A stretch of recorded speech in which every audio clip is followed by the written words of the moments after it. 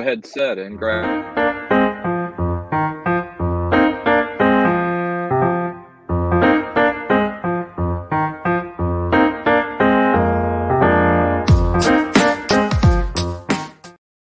Michigan, this is Barack Obama.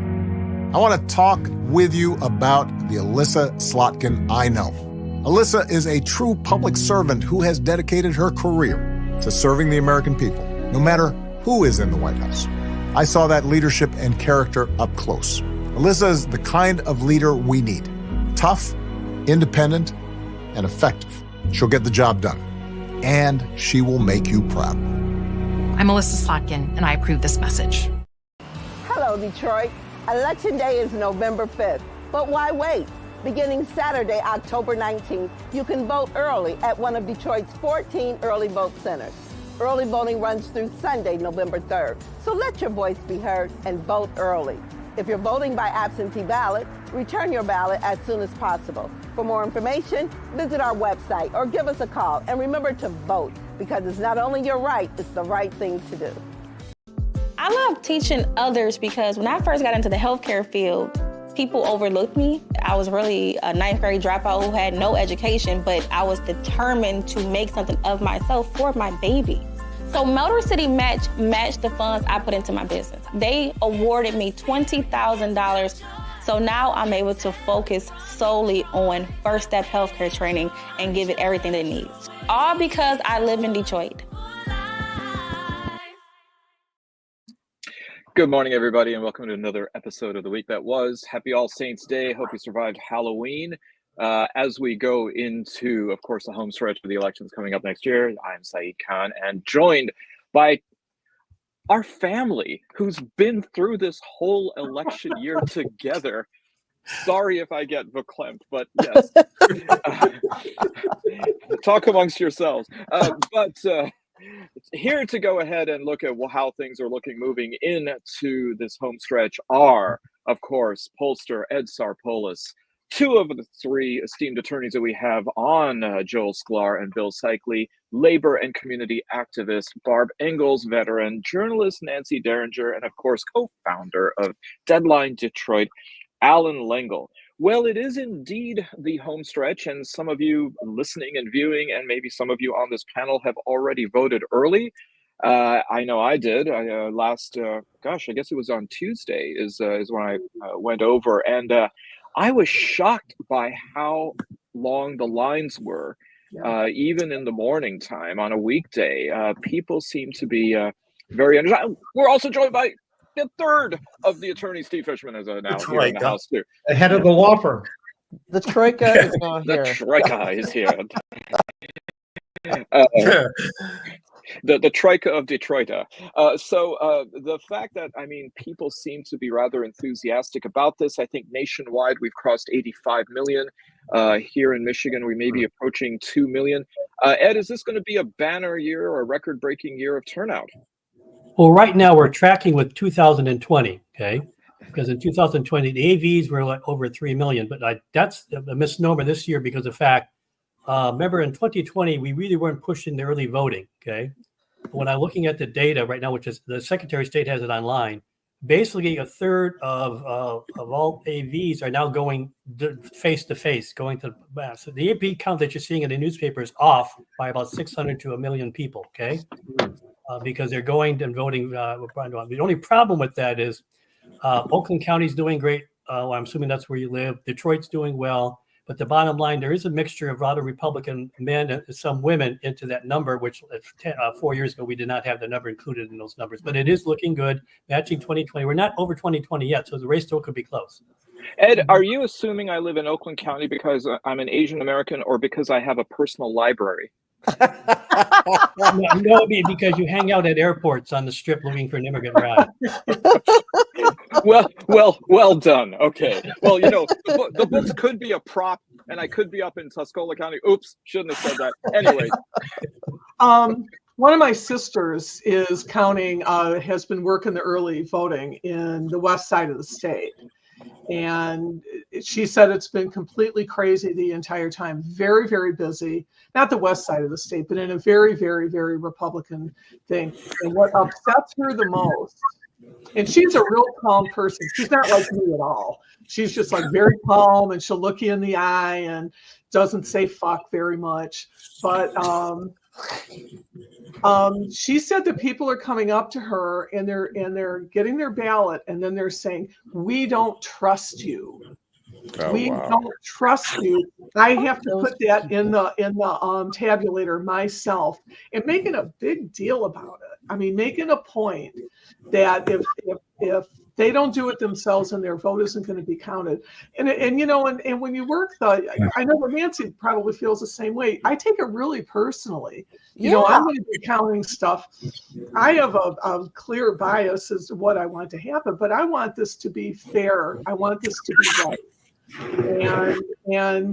And people getting in her face. And like, she's in her mid 70s. She's, again, this is not, you know, a flaming radical, but this is, and I'm hearing it from other people. And then, and that's really too bad. And I think that's the effect of 4 years of having it hammered into their tiny brains that the election was stolen from them. And I think that's kind of a bad omen for me.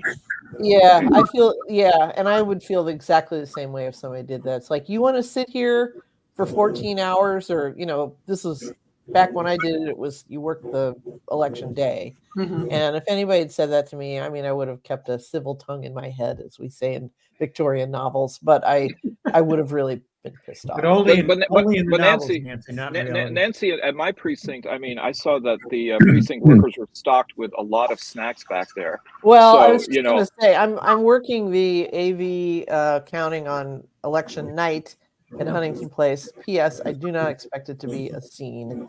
I think it's going to, if I were you, Barb, I would be girding my loins, because I think one fact that has sunk into these thick skulls in the last 4 years is Michigan was not lost in Detroit. Michigan was lost in Oakland County. Right. So if I were in gummies with me, I was going to say, great. They told us in our training we should absolutely not.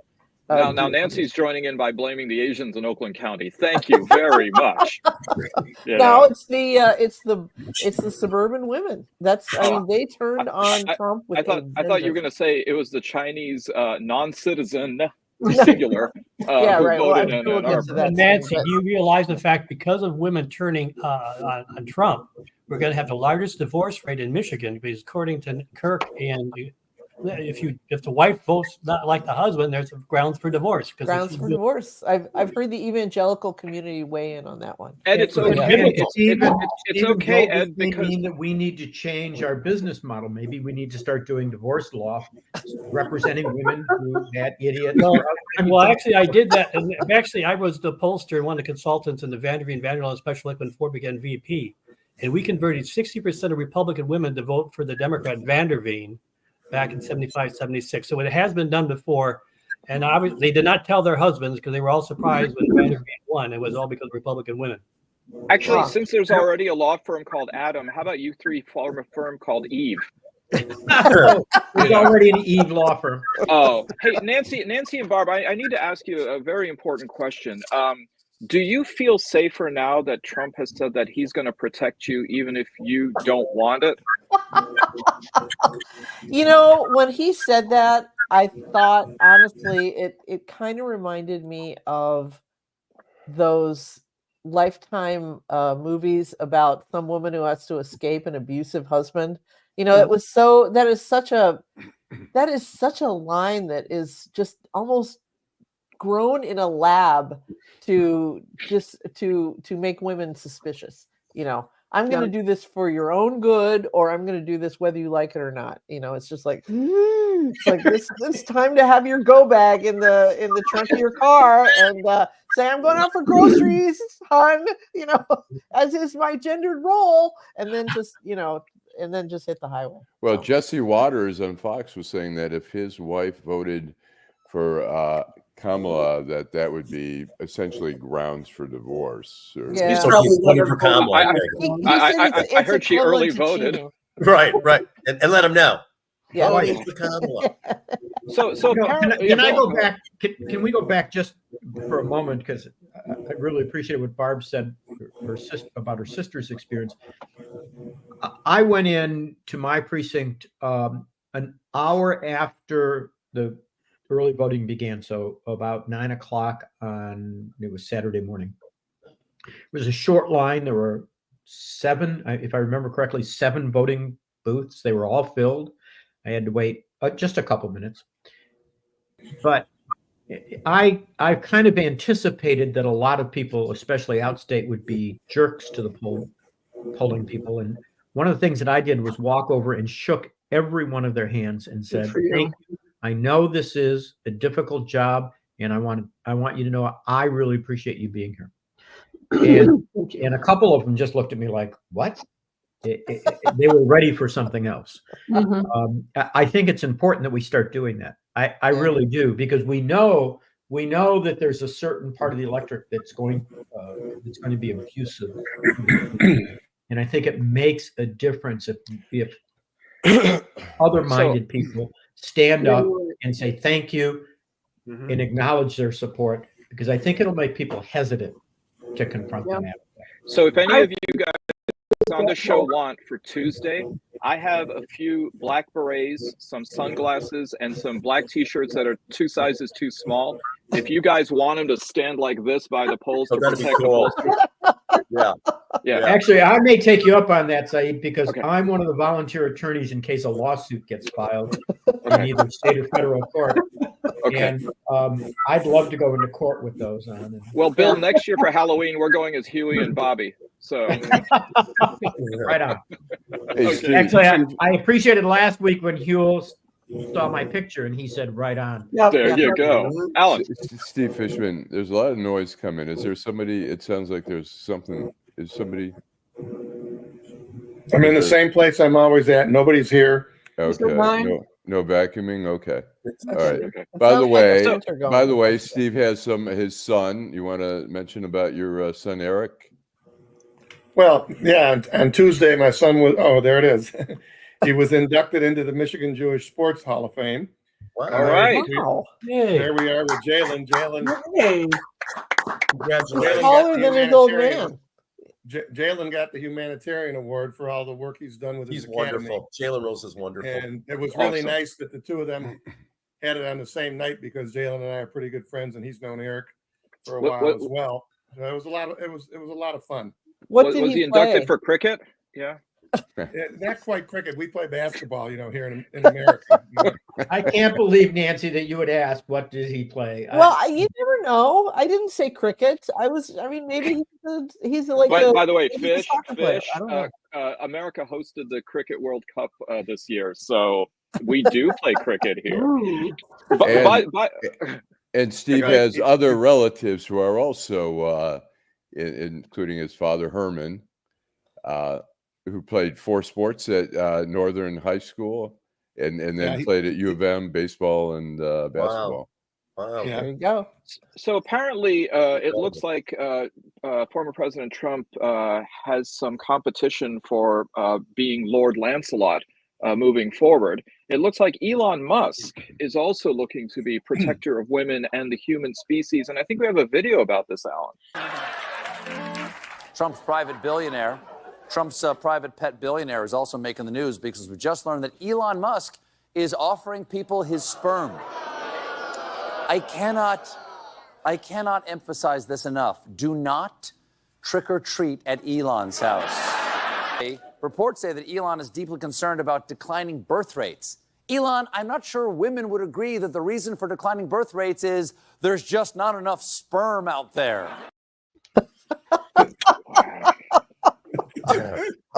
I mean, we could do a whole show on billionaires who are trying to twist the election this year, including Jeff Bezos and others. But we'll save that, because we really need to talk about Steve. I'm glad that you said that. We were having this discussion, a number of us in the gym this morning. People forget about Citizens United. They forget about Justice Roberts, right?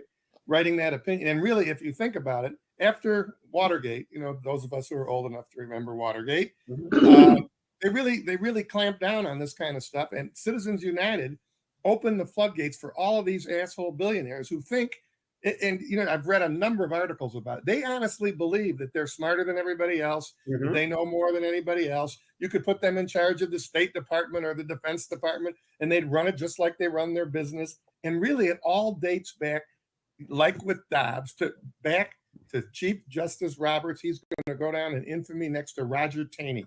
Yeah. It started here in Michigan. It's tiny. It's tiny.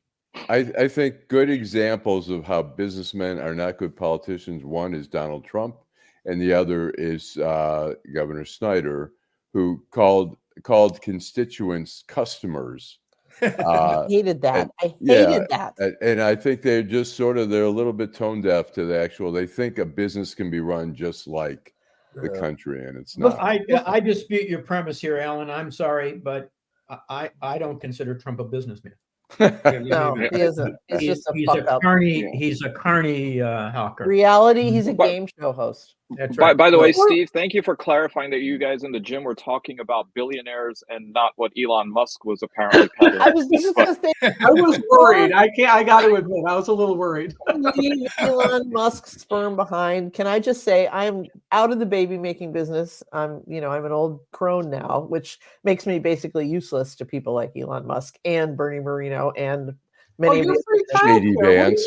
However, if I were a blooming, fertile rose of 19, the last person's sperm that I would solicit would be a pasty-faced South African with a masturbation habit. Okay, I mean that's just not my thing. So, I mean, I'd be calling up Channing Tatum, or he's available. He broke up with his girlfriend. Shannon broke up. That's right. Well, with I don't Zoe, even care. Zoe We Kravitz. don't have to make the baby the traditional way. We can. I mean, I would take a shot from. By the way, Ed, I'm impressed, man, because being a stats wonk, for you to be looking at TMZ as well and knowing that Channing and Zoe Kravitz broke up, kudos to you, man. Joel. I guess only one point, just one premise is business is in business to make money and profit. Government isn't. No, government is not a profit-making scheme.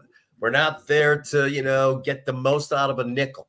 We're there to take care of our country. It's going to be at a loss because profit isn't it. And we keep revenues coming in with taxes and other, fees, whatever the hell it is. But to think a businessman whose only objective is improving profits for those who are invested in my company, that has nothing to do with government. Government doesn't run on that premise. It's what is best for the people. And how do we hey boy, what are you, un-American? I'm a Marxist, apparently. The quickest way to get me not to vote for you is to say I want to run blank like a business. It's government's not a business. School is not a business. No analogy. Healthcare is not even a business. Snyder used to talk about the big, the big board, the money that was saved and that they had that they were keeping in the state of Michigan, and it's like that everything is falling apart. Why am I paying taxes? Is use that money. Don't brag about your bottom line that you've saved. You're absolutely right, Joel. It's like that is not what it was ever for. I think the best evidence in support of what the other thing about Snyder, he forgot to mention the fact that he's the one that destroyed Gateway computers. Right. Which actually, Ed, if you remember the artwork on the Gateway computer, falls into Trump saying that they're coming after your cows. So there you go. Yeah. By the way, Bill, I have to say that given that you look like Mr. Rogers in a good way, but that accent, that sounded like an AI mashup because the voice didn't match the apparel. But thank you. I'll take that as a compliment. But I want to go back. I think Joel's right. I think the best single piece of evidence about it is what they did in this state in education. Yeah. They tried to make education a for-profit enterprise. It doesn't work. It destroys education. And the head of the Department of Education used to stem from here, and I think she's a big part of the problem. Yeah. But there is Powerball tomorrow, Bill. So, you can help the education of this Talk state about the greatest scam on the planet. We'll give all this money to education. Of course, we're going to dollar for dollar take it out of the fund that we have for education. But of course.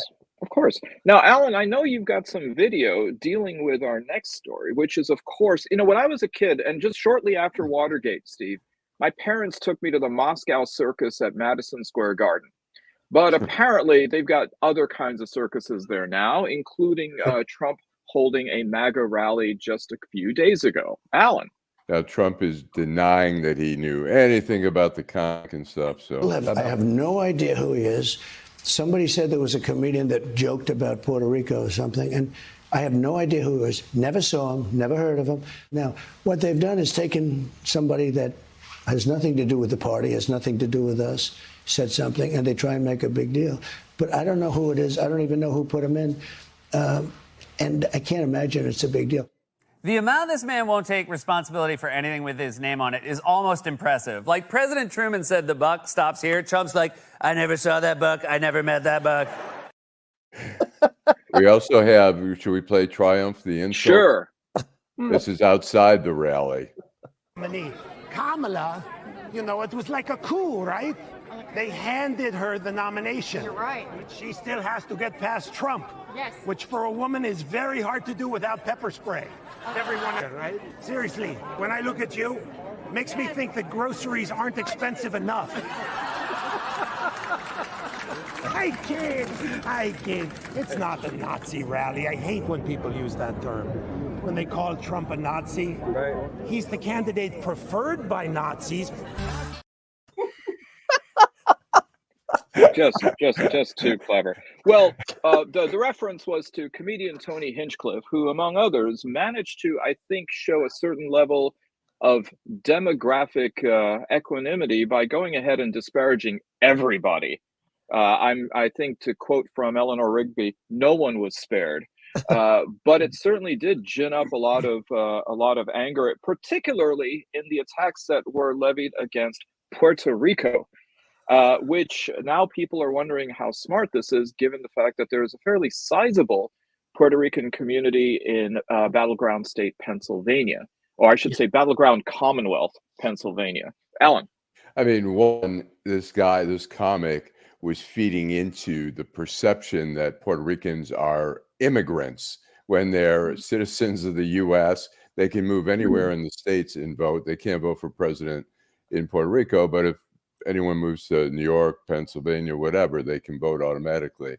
And the other thing is, they took a guy who does roasts on Comedy Central, where if you've watched those roasts, they're the most denigrating, most racist, misogynist, whatever.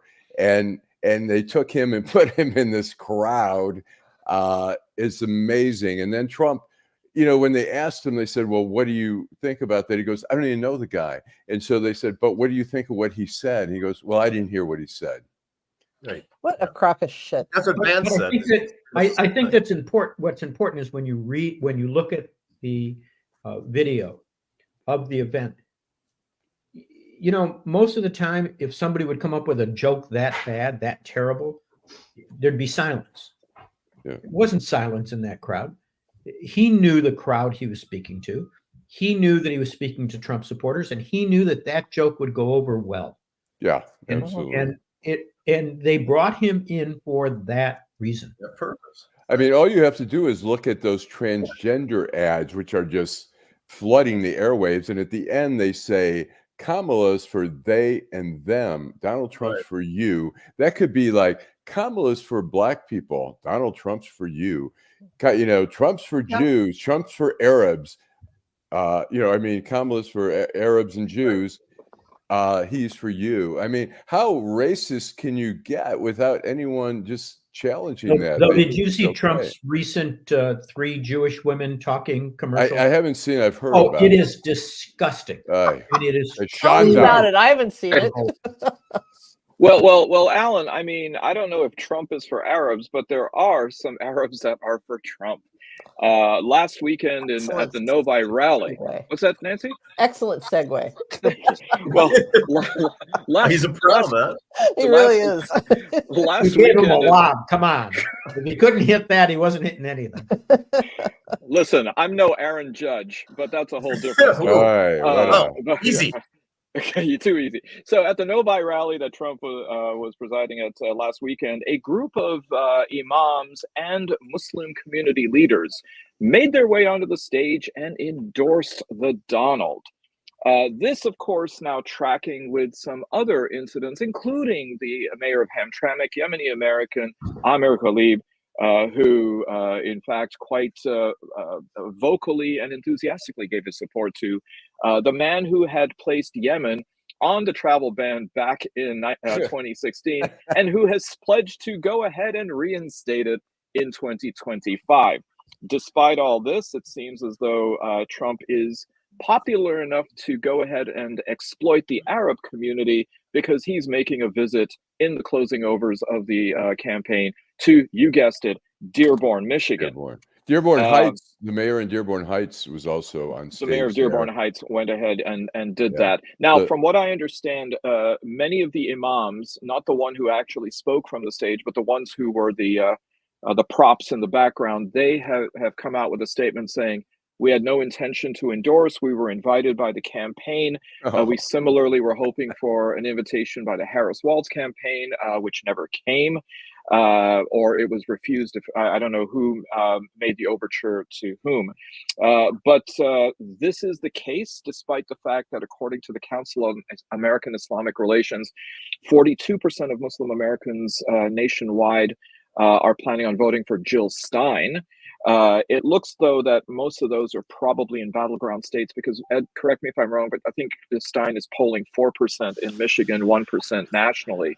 And yet at the same time, it is also mindful, 3%. Sorry.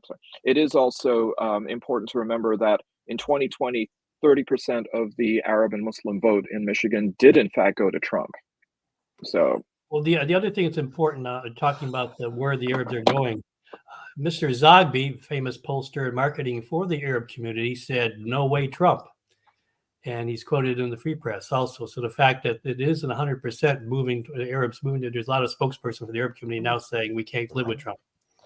That guy in Hamtramck is a loose cannon. I mean, he was meeting publicly with Michael Flynn, who I don't care what anybody says. That guy is a fucking Russian. Who's trashed Islam, who publicly trashed Islam. Exactly. I mean, he's, you know, and like you said about the travel ban, I mean, there are people in Hamtramck from Yemen, Yemenis in Hamtramck who have been there for 5 minutes. I mean, that country is a hellscape right now because of this proxy war between Saudi Arabia and Russia.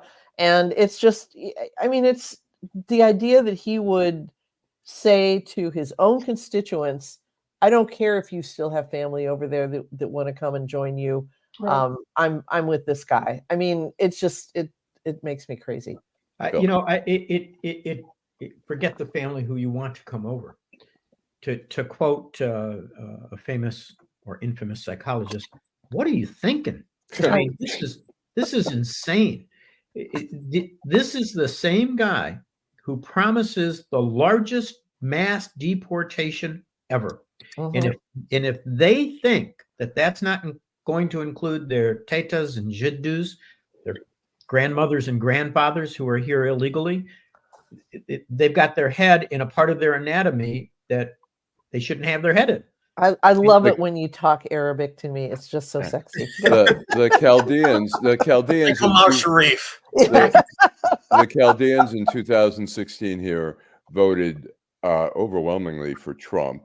I think part of it because they thought, you know, they're anti-ISIS and really some are anti-Muslim. And so then he started rounding up I can't remember the number, but they started rounding up quite a bit from Southeast Michigan and Toledo. And they were like, oh my God, he betrayed us. It's like, hello. It's like when you see the Arabs on stage in Novi at stage and you're like, oh my God, it's like the fox, like just the chickens standing there like, can't wait till dinner time. The well-known and kind of almost cliche meme by now is, I never thought the leopards would eat my face, sobbed the woman, sobbed the member of the leopards eating people's faces party. I mean, Well, it's interesting. The Dearborn mayor has not taken a stance. He has said, vote your conscience. Yeah, I mean, I think Mayor Abdullah Mahmoud is more in the camp of uncommitted, right. which famously said, "We're not endorsing anybody, but we're definitely not voting for Trump or for Stein or staying home." So what's left on the SAT question? Yeah. Well, the other thing is also Westland and Dearborn, the Ford company has a major say what goes on in politics in those two communities. So that's a smart thing for the mayor to stay neutral because Ford is very sensitive to problem areas. Well, there you go. So let's do a 30-second commercial and then we'll come right back. Hi, I'm Eric Sabri, your Wayne County Treasurer. If you're living in a home of a deceased family member and you're facing property tax foreclosure, the probate process can be helpful to you. If you file a probate petition and notify our office, the foreclosure proceedings will be halted during the probate process. Contact us at 313-224-5990 or email us at taxinfo@waynecounty.com. We're here to help.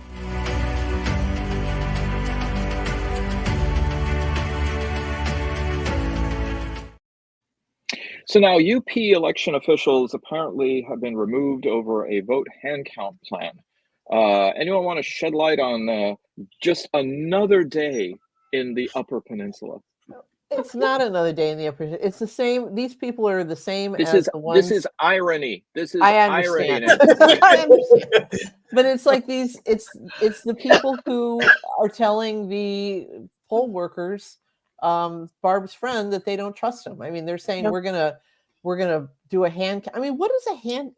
I don't understand what a hand count is supposed to show. I mean, they've done hand counts in, I believe, what was the county that had the Atrium or Atum? Antrim County in 2020 they had the problems, which they caught early. They corrected. Then they did a hand count to confirm what the tabulator showed. It was accurate. The whole Cyber Ninjas Carnival in Arizona was all about hand counting. And in the end of it, Biden picked up 80 votes. So, I mean, I don't understand what they think hand counting is supposed to do. The clerk of Warren was trying to push for a hand count unless she got her new machine. Oh, okay. Well, good for her. Was that a coffee machine, Ed? Or no, actually, the bottom line tabulator. Yeah, she did the tabulator. She says if she doesn't get it, she's going to do a hand count. It seems like it's just a way to undermine the election results. Right. All of this. Yes, and this is why I am enjoying this weekend. I'm going to tell my husband after the show's over that we need to go out to dinner tonight and we need to have a little bit of fun because I have a feeling that next week is going to be hell. No fun.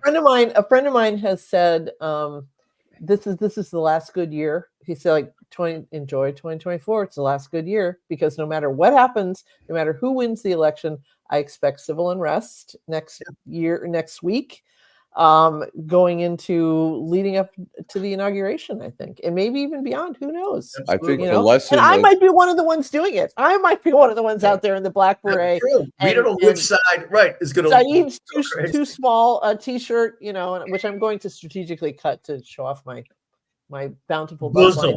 And then I got you hooked up. Don't worry. I've got the whole setup over here. Love that. I'm ready. I'm ready to so there you go. I was going to say that the year 2019 taught us a lesson.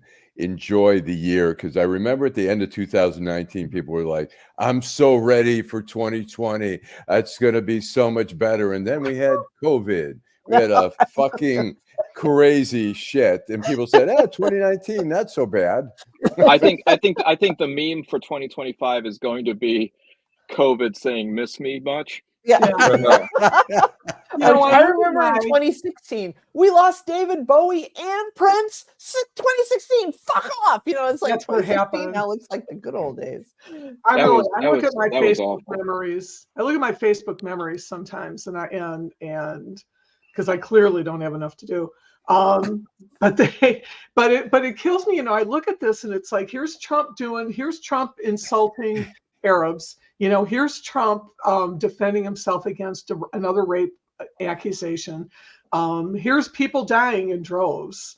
I see the community, Barb, like Pete Puma where he's hitting himself on the head with a hammer, saying, "Oh no, you don't. I'll help myself." The Bugs Bunny cartoon. That's what this is. I mean, it's just a mass Pete Puma. Ed, a panel turns its lonely eyes to you. How is the polling looking today? Well, in Michigan, it looks better because of the fact that we're finally getting a point where it looks like there will be turnout in some key areas for Democrats. It's still very close because neither candidate's over 50%. And so the problem is where does that 40, 48, 43%. So one Republican pollster, one Democrat pollster basically have opposite numbers, but they're all within the margin of error. So the bottom line is going to come down to turnout. What I like to see the fact is that my concern was that the AVs were down compared to 4 years ago. But when I'm saying voting in person, up. Out of the first 1,800 absentee ballots, there was 600,000 people going and voting in the clerk's office. So Wow. we're matching right now, but we're still short in Detroit by about 60,000 people where it was 4 years ago. As long as that keeps going in Detroit, we'll be fine. Ed, you want to address this viewer? Yeah, Faris Khan saying, and by the way, Mr. Khan, no relation, but very courageous of you to use your full name. As you well realize, there is no excommunication in Islam, so you're not worried about getting bounced. But I am Muslim and I will vote for Harris, but there are perhaps 150,000 other Muslims that voted for Biden in Michigan that may not vote for Harris. Not sure they were counted for in the polls. Thoughts? Ed?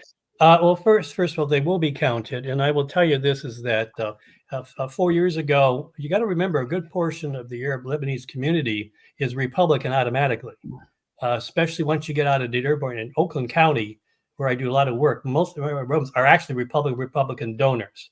So when you're talking about the largest portion that leans Democrat is in Wayne County, I have to tell you, the same thing with Chaldeans. So the bottom line, they were counted, and that's why Oakland County has gone so much Democratic over the years, because people like more of the Arabs that are moving from Detroit and Oakland County are benefiting that.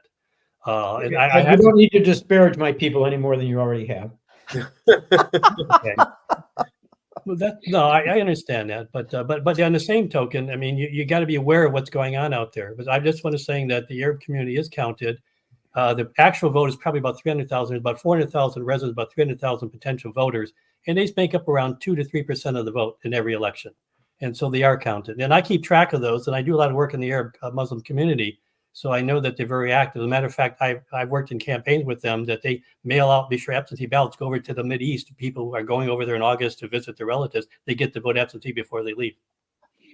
I got to tell you, Ed, over the past few days, I've been in Dearborn because various journalists who are coming into town to cover the election have asked if I could be interviewed. And other than the fact that I've had so much coffee that I feel like Principal McVicker from Beavis and Butthead with the shakes, you can't swing a cat around Dearborn without running into a journo. I mean, the cafes have become like the cafes of Prague and Vienna and Berlin in the Cold War, but instead of spies, it's reporters. It's incredible.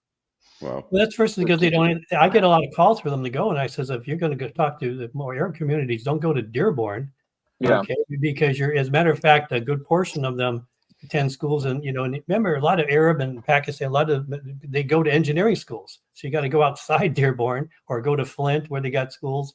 They're just assuming that's all that there is. Okay, yeah. I think that's a mistake, but I think they're overdoing it because as I looked at what's going around and talking to the Arab community. I see a lot more support there for visibly more for Harris, or saying they're going to be voting for Harris. I mean, that's why you see Osama Samlani, he's going 50-50. The mayor of Dearborn has gone 50-50. Why? Because he sees what's happening in his community. He can't take sides. Yeah, very much so. I mean, the fact that Osama Samlani and Abdullah Hamid are both in line with how they're viewing this is rather remarkable. Well, we do have other future elections to consider here in Michigan. I know that's shocking. That there is, well, okay, all right. I mean, that is an important disclaimer, I concede.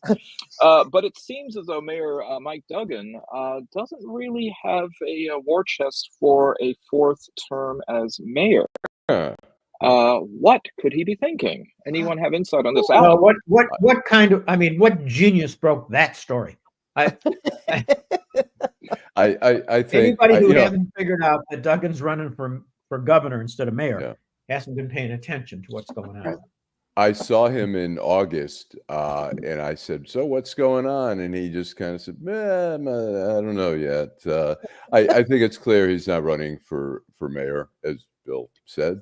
And, it's not 100% that he's going to run for governor. I mean, if he's going to stay in public office, he'll run for governor, 100%. Of course he will. But the question is whether, I think he's about 66 maybe. And so I don't know. Maybe he may just say, "Hey, I'm going to Hawaii." With my younger bride. Sure. Yeah. Not only that, you got to remember the fact he'll be offered. Bottom line, if he doesn't run for governor, he might be because he's not getting the money from the business community. If they give him the money, he'll run. And also the fact he's got job offers up to yin yang if he wants to do something. She's not going to be short of work. Right. Yeah, clearly, this guy's not motivated by money. No. He's not motivated by money. He's motivated by power. Well, Ed, power. And remember on your show last year, I said that he's already reached out to people like Jeremy Moss in Oakland County. Would he be part of his ticket? Okay. So the fact that the governor thing is not out of it yet. Well, the question is, if it were between Benson and Duggan running for in the primary, who do you think would come out on He's top? He's prettier than him. So there's that. If the bottom line, if more than one woman gets into the primary, then Duggan has a legitimate shot of winning that primary. So the question is, can Benson keep Dana Nessel and a few other people out of the primary? So it'll be an all-woman type of thing because so that's what's going to happen. It depends on how many women get into the primary. I can't see Nessel really having a lot of traction as governor. No, she doesn't. But the point being, they all look gifted. Do you think, I mean, Ed, right now, it looks like the Detroit Free Press has said that Alyssa Slotkin is about 5 percentage points above Rogers for the Senate race. In the event that if Slotkin were to lose, would that mean Slotkin might consider running for the governor? The question be, where's the money going to come from? Okay. Jocelyn Benson has a nice big war chest. And that's going to be the problem. Maybe her family has access to money, but I don't think that's going to, be hard for her to find the money. I actually wish could she run? Yes. I know the conservative side of the Democrats and also the conservative side of many ethnic groups would like her because the fact is that they think it'll be a competitive race in the governor's race in 4 years. So it's possible, but I don't know where she gets her money for that. I think Duggan could get a lot of money from some of the big business people in the state. I think Alyssa could raise the money, but I don't think that's her interest. No, I don't think that local politics is. I think that she's into national issues, international issues. Yep. I think that's rising star. If she wins again, she is a rising star. Oh, she's definitely on that. Incredibly bright, has a wonderful history. Feels, is a moderate. She's a rising star. I really like her quite a bit. I've been very. That's going to be Benson right now. Benson has a much larger war chest than she would have coming out of the Senate race. That's the only problem. So let me ask a different question then. Right now, I mean, we're certainly polarized, and given the very Pollyanna perspective that Nancy gave for next week and after the inauguration, and then after the commemoration of the Tet Offensive, that it's going to be a very bumpy year. Is there a point where you see this country snapping back to a kind of militant moderation that someone like an Alyssa Slotkin can really capitalize on to say this is the kind of person we need moving forward? How long do you think it'll take the country as we go to the mattresses? I think if Trump wins, all bets are off in terms of that movement toward the center there. I think the best thing that could happen to the Republican Party is that Trump loses and that the mainstream Republicans reclaim their party. If he wins, I think the mainstream Republicans are going to have to form a new party because they can't survive in a MAGA culture where they're not. I was just going to say, JD Vance just turned 40, and he is worse than Trump by a factor of whatever. And I mean, I think what it's going to take is, I hate to say this, an act of violence. I think it's going to be, there's going to be some shocking thing that will happen, either another 9/11, an assassination, something that's going to snap people back. Because I think most people in this country are basically moderate. We are kind of a center to center depending on what it is, we're Nancy, censored. Go ahead. You are correct, Nancy, in one thing, because the fact is the one reason Nikki Haley has not said anything, because the people who funded her campaign want her to keep her powder dry for 4 years from now, assuming Trump doesn't become authoritarian and runs for another 4 years like Putin. But the point being is in fact, there is a movement within the party already with money being set up of groups. People like the Koch brothers are looking for another Republican Party. Mm-hmm. If he were to try to run in another 4 years, Ed, I mean, he'll be, I think, close to 82. But remember, he doesn't have to run again. Remember, Right. he's president for life. Yeah, right. no, I but agree. I mean, let's say if he loses and if he tries to run again in 4 years, and maybe to escape more prison and all, do you think he'll be able to find the garbage can handle or the truck handle then? Because, he might be already found in the trash heap before that happens. Well, and Nancy, the other question I had for you is, when did you switch from banana to ghost peppers? I mean, you're really looking at violence coming up this year. Well, I honestly, I think it's going to happen. I don't think it's going to be widespread. I don't think it's going to be like 1967 or the mid 60s, but I do think there is going to be scattered civil unrest in buildings will burn. I mean, I watched Civil War, the movie, last couple of weeks ago, and I thought it was far-fetched, but Well, given how Ed feels about the demographics of Oakland County, we're going to build a Great Wall of China around Oakland County. So we're going to keep Lapeer out, and like it's going to run along 8 Mile, and it's going to go up, and it's going to take. Yeah, we're going to take care of that. So we're not including growth points. Forget it. No, growth points out. I want to make a comment. It's not that I disagree with Nancy. I'm loath to do that because she might commit violence on me. But did I say that? I can't believe you said that. Go ahead. It's accurate. No, I here's the problem with violence.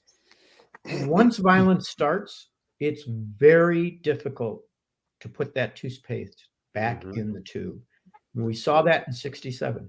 We saw cities all over the country go up in smoke. I saw it during the anti-war movement. I was fairly involved, and I remember trying to tell people, now let's not try to blow up the ROTC building. Some guy's always in there at 2:00 in the morning, but people become so angry, and it on both sides, and it's hard to get under control.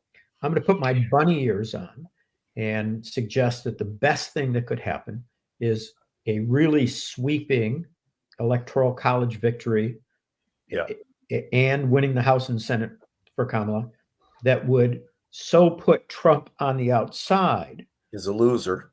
Yeah. That something would have to change. I mean, look, I'm terrified about this quote secret that Mike Johnson. Right. Yeah. I mean, I totally agree with you, Bill. I don't want to see this. I'm just telling you that I'm expecting it as a pessimist here. Well, I agree with you, Nancy. I've told Joni, we're not going out Tuesday, Wednesday, or Thursday. We're staying home. That's fine. Because I don't know what's going to happen. Well, I'll tell you what. But I'm we're not crazy going to burn cities because cities are blue in this country. We're gonna take it west on I-96, and we're going to burn Milford and Brighton and Howell to the ground. Bring it! I'll bring it to a wall. The views of the panelists on the show do not reflect the show, and sure as hell don't reflect this post 9/11 host. For God's sakes. But Bill, if you go back to the 60s and 70s, remember, if you're 60s and 70s, a little bit of the 80s, the FBI and the Census Bureau said our biggest problem with crime is the under 30 male.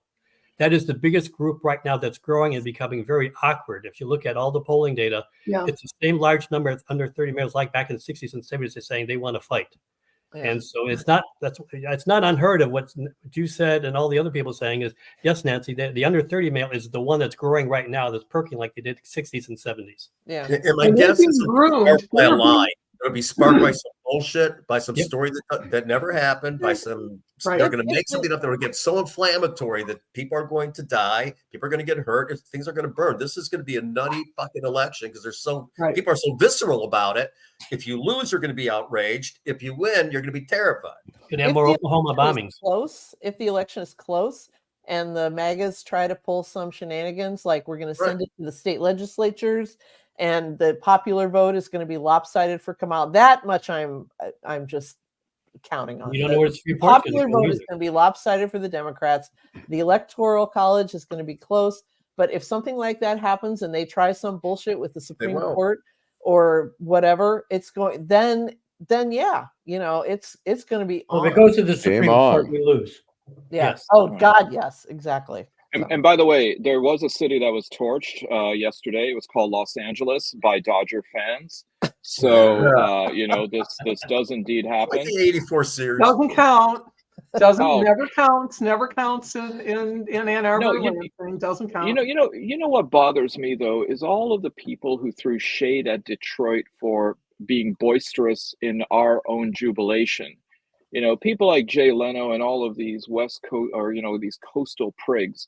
And when it happens there, crickets, not the sport, Steve, but the silence. So anyway, right. With that, Alan, let's go to a commercial. All right. This is the last time you will be seeing this one. Michigan, this is Barack Obama. I want to talk with you about the Alyssa Slotkin I know.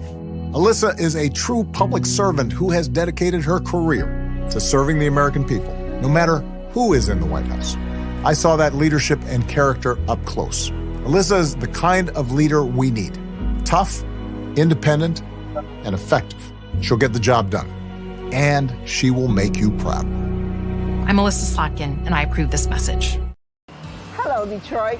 Election Day is November 5th. But why wait?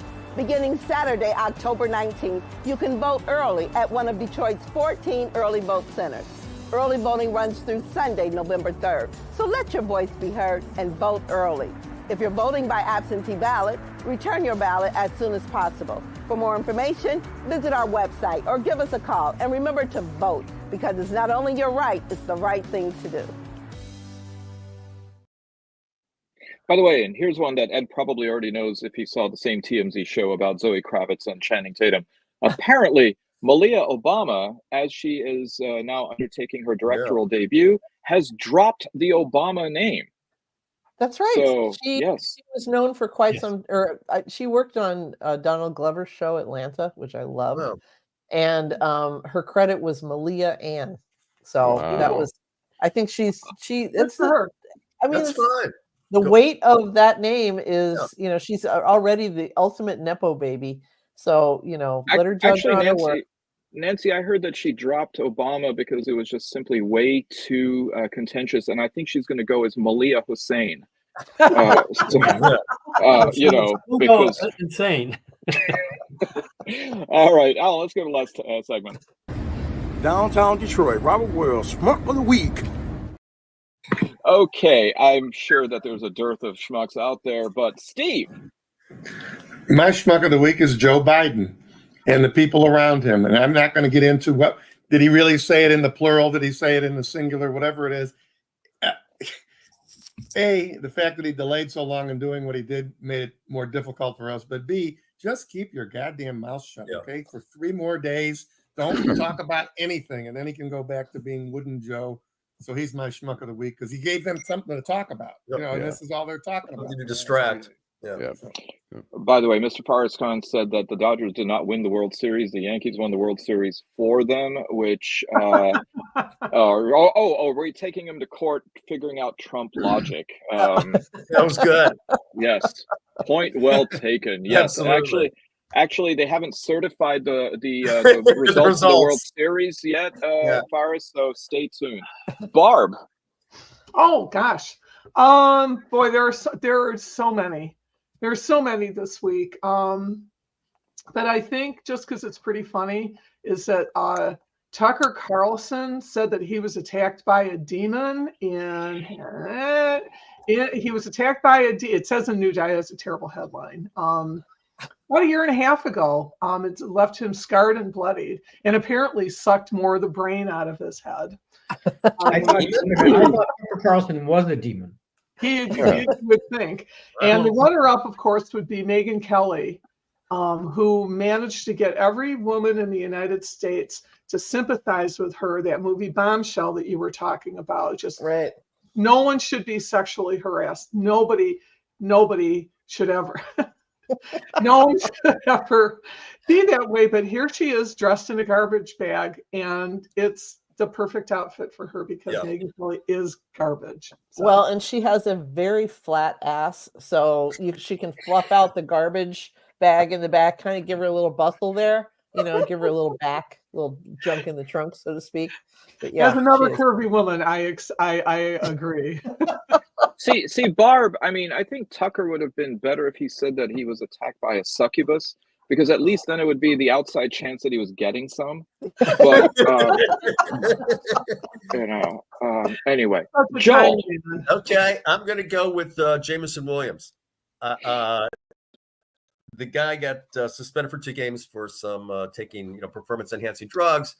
And then earlier this week, it comes out that he was busted with a concealed weapon under his chair. He was out late at night with his brother.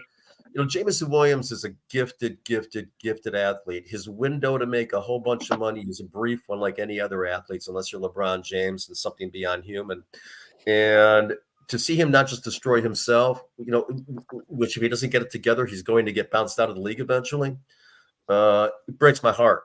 I think he's the schmuck. The cop who gave him a break, I love that cop.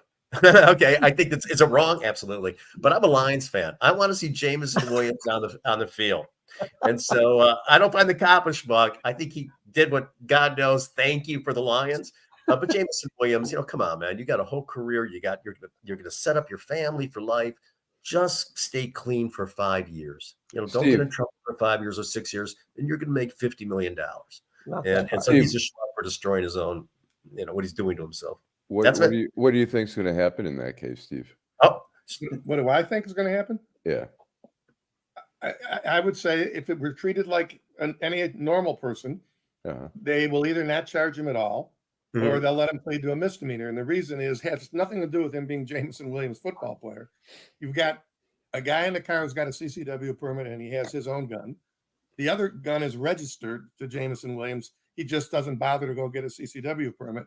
And he has no prior record. And, whether he's performance enhancing drugs or not, there's a ton of cases like that in the city these days.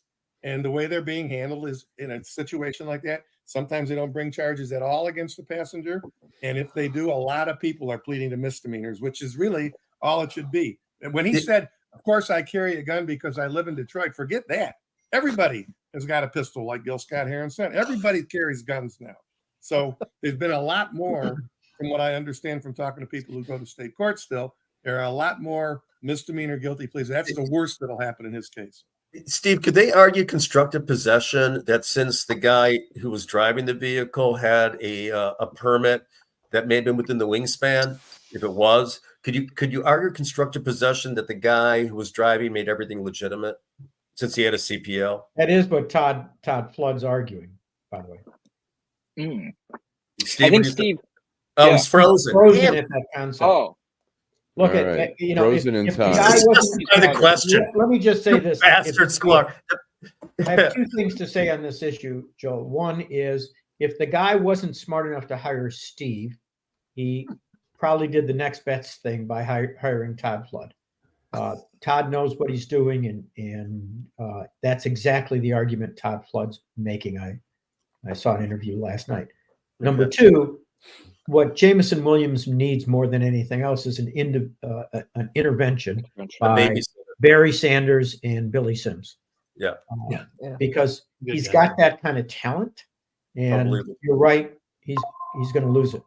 Yeah, and it's a brief window, man. It's like, I know you're 22 or 23 or whatever it is, but man, that window goes, man. It's got maybe 4 or 5 years to make it, especially when your game is based on speed. Who was the guy who Aaron Hernandez? Yeah. Isn't he another one who kind of flamed out? Could have been something, but he couldn't control his temper? Yeah. Well, I mean, the classic example is, I mean, think about locally. I mean, Dennis Rodman. I mean, after he left and he no longer had Chuck Daly there as a father figure. But here I would have thought Dan Campbell would have been able to do that with him. By the way, I think Gil Scott-Heron did say that even Whitey on the Moon carries a gun. So, I think Dan Campbell said we'll welcome you back, and the kid can grow, and I still believe in him, and that's why people love. That's why these players love Dan Campbell. He stands behind him, and that's what a coach should do. Right. Ed, I have tone deaf schmucks. Bill Clinton going to Dearborn trying to justify Israel's bombing of the Gaza. That was really stupid. And number two, Jocelyn Benson giving one candidate for judge $80,000 when she's got a case before the U.S. State Supreme Court. How tone deaf can you be the week before the election? It's stupid. You gave Pike Hoekstra a reason to charge her, with improper activity, especially as an attorney. Those were tone deaf mistakes on both Johnson's and Bill Clinton's part. Well, in Dearborn, Ed, this is why a lot of people said this week, and this is why we didn't vote for your wife. So in 2016, I mean that was really, really ridiculous. Bill, I've got two. It's election time, and so I think the first one's obvious and appropriate. Donald Trump, who, as one of my favorite satirists says, is really working hard to make sure that he goes after every ethnic group and offends every ethnic group before this election. He's working hard. There'll be a statement later about Sri Lanka, and he'll if you're not into the Borowitz report, I really recommend yesterday's Borowitz report. And second is his partner in crime, Elon Musk, who didn't bother to show up at his hearing about his buying votes. This guy has put Richard Daley to shame in terms of what he's doing to buy votes. This is incredible. The fact that it's taken somebody this long to say that he ought to be dragged into court for this is incredible to me. They're my schmucks of the week and probably the schmucks of the election. And anybody who thinks that democracy is safe in their hands is smoking something that I would like some of. Yeah, it's an well, Bill, I think Elon is ensuring that democracy won't be safe for the next few generations if he is able to breed, his ilk moving forward. So there you go. Nancy. Well, I have two. I'm surprised nobody grabbed RFK Jr., who is going around telling people that Nancy. that President Trump has promised him oversight over about 5 different federal agencies, all of which have play a role in public health policy and women. And it's terrifying to hear this guy talk about how he is going to be the person that the FDA is going to have to answer to, because he is a misinformed, malignant lunatic. But in the spirit of the last good year and the last good weekend, I'm going to give it a little lightheartedly to Austin Capobianco, aka the Yankee fan who grabbed Mookie Betts's glove when he went up to catch that high fly ball. And his friend, who I think has got some other stupid name like John Peter, I think is the name, which sounds like bullshit to me. But anyway, the two of them were holding this like gazillion-dollar baseball player by the hands, endangering. He could have dislocated something or broken his wrist or something, all in the interest of prying the ball out of his glove. And it was all for naught because the batter was called out. But the one good thing you can say about this is the photograph of Austin Capobianco with his face all screwed up, trying to pry this glove open, is somebody tweeted and said, "This is the Republicans' post-election gambit." And you go to sporting events and you see sometimes they act as if the players are animals at a zoo. Like they'll at the hockey games, they'll bang and on the glass, and they'll throw shit at these people. They act like it's like they're not real human beings. Have you ever seen in Europe how soccer players take the field, where they go through this like inflatable tunnel that leads so that they were protected from these insane soccer fans who like throw shit at them? And we were down in Argentina, and the soccer stadium has a moat around it that is protected with barbed wire. Wow. And the guy, our guide, this this Buenos Aires kid's like, and if you are a real fan, you go over the barbed wire through the moat. It's like, no wonder in every banana republic down there where they have to like round up the dissidents, they always put them in the soccer stadium as like a de facto prison. But anyway, so and everybody high-fived that guy as they were dragging him out of the I making know. him leave. All the fans were like, "Good job, dude."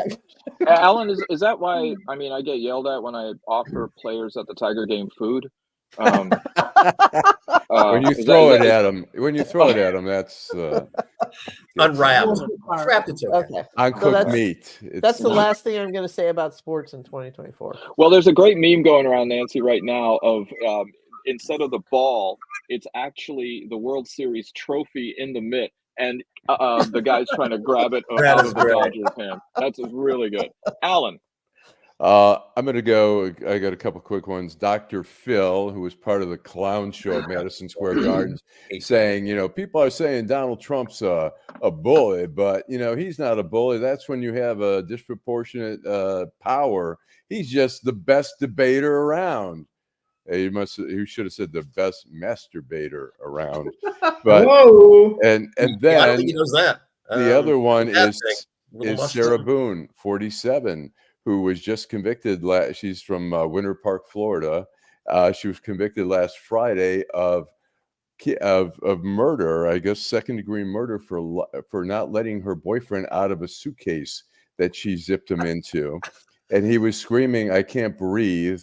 And she videotaped saying, "Well, that's on you. That's what you get for trying to choke me." And then she went to bed, thinking, she alleged that she thought he would be able to get out, but in the morning he was dead, and she called EMS then. Wow. How did he get in the luggage? I mean, did he voluntarily walk in the luggage? It's weird. They were fit in there. Yeah, it didn't make sense because they said they were playing hide and seek, but if she so zipped him in the luggage, she'd be like, "I think I know where you're at." I think the third Police album was playing in the background, Zenyatta Mandata, which of course had the song "Must I Be a Man in the Suitcase." So, can I just say that I would like to someday be small enough to fit into even a large, like going to Japan for 3 months size suitcase? Right. No fucking way. That guy must have been pretty skinny. So. Okay. Well, we have evidence, I believe, along in our montage of photos. So don't tempt us there, Nancy. Well, we're looking at the bikini. Come on, Alan. I'm sorry. Oh, bikini. Are we even allowed? I'm afraid we're going to get raided here. Yeah. So my schmuck of the week is conservative commentator. Oh, there you go. Stop the clocks. Oh God. That was Rudy. That's after he saw the picture. That's a good couldn't help it. Oh, Nancy. Okay. So my schmuck of the week is conservative commentator Ryan Godursky, who was on Abby Phillips' show on CNN on Monday with a panel discussing the MAGA rally at Madison Square Garden. Yeah. And he got into it quite heavily with journalist Mahdi Hassan. And at one point, Mahdi said, "Well, I'm a pro-Palestinian. I'm pro-Palestinian." And Godursky responded by saying, "I hope your pager doesn't go off." This was then met with really unanimous condemnation on the show. And Godursky tries to walk it back. He apologizes. And then he says, "Oh, I thought you said pro-Hamas," which, of course, then feeds into this idea that some people think that all Palestinians are terrorists and pro-Hamas. Abby Phillips then announced that he was suspended from the show, and then Godursky has been banned from CNN. But the idea of essentially issuing a death threat in real time to another panelist warrants him being my schmuck of the week. Yeah. It would be an insult to squirrels to call him a squirrel, but he was definitely very rodental, to be sure. Anyways, that brings us to the end of this show. I promise all of you who are viewing and listening that we will have a show next week, no matter what happens in the Lions-Packers game. on Sunday. Nancy is joining us from the Wayne County Jail, where her attorney, Mr. Fishman, has given her a phone, but not his phone, but her phone, so that she can appear on the show. Well, Nancy, I have a feeling you wouldn't accept Steve's phone because it's a flip. Yeah, that's right. So there you go. You know, I mean, in fact, I believe it has a coin slot on it. So, but anyways, come what may, we have come together, and we will come together again next Friday. Thank you, Ed Sarpolus. Thank you, Steve Fishman. Thank you, Joel Sklar. Thank you, Bill Seikaly. Thank you, Barb Ingalls. Thank you, Nancy Derringer. And go vote if you haven't already, and make sure you turn the clocks back 1 hour on Saturday night, early Sunday morning, because it is daylight savings. With the last word, as always. But don't turn it back 4 years by voting for Trump. Yeah, I like that. Do not, Yes. thank you. Drive home safely. Take care, everybody. Have a great weekend. Take care.